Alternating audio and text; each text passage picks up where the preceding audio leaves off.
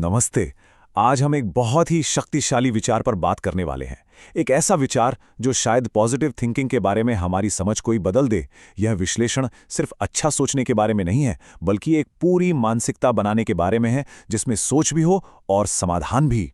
तो चलिए इसे करीब से समझते हैं। चलिए, एक ऐसी बात से शुरू करते हैं जिसे हम सब जानते हैं। जिंदगी में मुश्किलें तो आती ही हैं, कभी छोटी तो कभी बहुत बड़ी, और हम सब इनसे निपटने के सबसे अच्छे तरीके ढूंढते रहते हैं, है ना? और यहीं पर वो विचार सामने आता है जो आज की हमारी पूरी बातचीत का आधार है। वो ये है, समाधान की सूझ के बिना सकारात्मक दृष्टिकोण अधूरी है। ये सिर्फ एक लाइन नहीं है, ये एक पूरी सोच है। ये हमें बताती है कि सिर्फ उम्मीद रखना ही शायद काफी नहीं है। तो सबसे पहले ये समझना जरूरी है कि पॉजिटिव सोच अपने आप में बहुत शक्तिशाली होती है। इसके फायदों को हम नजरअंदाज नहीं कर सकते, और ये किसी भी मुश्किल से लड़ने की, कह सकते हैं, पहली सीढ़ी है। इसमें कोई शक नहीं कि एक पॉजिटिव एटीट्यूड हमें कई तरीकों से मदद करता है।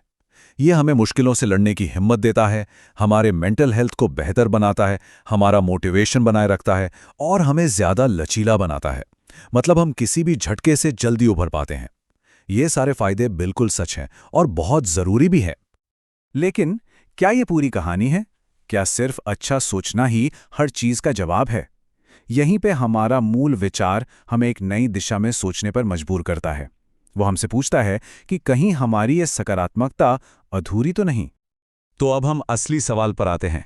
क्या किसी भी प्रॉब्लम को हल करने के लिए सिर्फ पॉजिटिव सोचना काफी है, या फिर इसमें कुछ और भी जुड़ना चाहिए, जो इसे सिर्फ एक एहसास से आगे ले जाकर एक मजबूत एक्शन प्लान बनाए?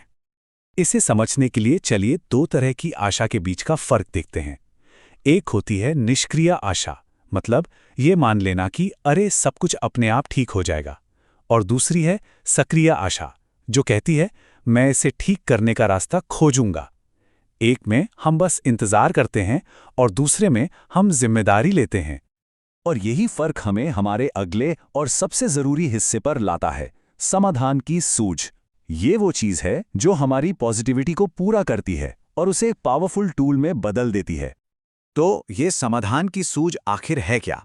देखिए, ये सिर्फ अच्छी उम्मीद करना नहीं है, ये एक क्षमता है किसी भी प्रॉब्लम को गहराई से समझने की और फिर उसे हल करने के लिए एक्टिवली रास्ते खोजने की।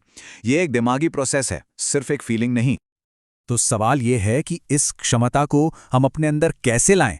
इसका एक सिंपल सा तरीका है। पहला स्टेप, समस्या का सही विश्लेषण करना, ताकि पता चले कि असली जड़ क्या है। दूसरा स्टेप, जितने हो सके उतने समाधानों पर विचार करना, मतलब ब्रेनस्टॉर्मिंग। और सबसे जरूरी तीसरा स्टेप, एक छोटा सा ही सही पर पहला कदम उठाना, क्योंकि शुरुआत करना ही आधी जीत है ना? चलिए अब इन दोनों विचारों को एक साथ लाते हैं, पॉजिटिव सोच और समाधान की सूझ, और देखते हैं कि ये दोनों मिलकर एक संपूर्ण मानसिकता कैसे बनाते हैं जो असल में काम करती है। जब हम इन दोनों माइंडसेट की तुलना करते हैं तो फर्क एकदम साफ नजर आता है। एक तरफ है अधूरी मानसिकता, जिसमें निष्क्रिय आशा और सिर्फ इंतजार करना है, जिसका नतीजा भी अनिश्चित होता है। और दूसरी तरफ है संपूर्ण मानसिकता, जिसमें सक्रिय आशावाद और योजना बनाना शामिल है। इसका नतीजा है सशक्तिकरण, यानी हालातों को अपने काबू में लेना। तो सबसे जरूरी बात यह है, जब हमारी पॉजिटिव सोच हमारे काम से मिलती है, यानी समाधान खोजने के एक्शन से, तभी असली तरक्की होती है। सोच और कर्म का ये मेल ही सफलता की असली चाबी है। सिर्फ सोचने से नहीं, करने से बदलाव आता है। तो ये पूरी बातचीत हमें एक जरूरी सवाल पर लाकर छोड़ती है। एक सवाल जो हम सबको खुद से पूछना चाहिए कि हमारी सोच हमें रोक रही है या हमें प्रेरित कर रही है? क्या वो सिर्फ अच्छा महसूस कराने का एक तरीका है, या फिर हमें कुछ करने और बदलने की प्रेरणा भी दे रही है? क्योंकि सोच और कर्म के बीच का यही संतुलन असली बदलाव लाता है।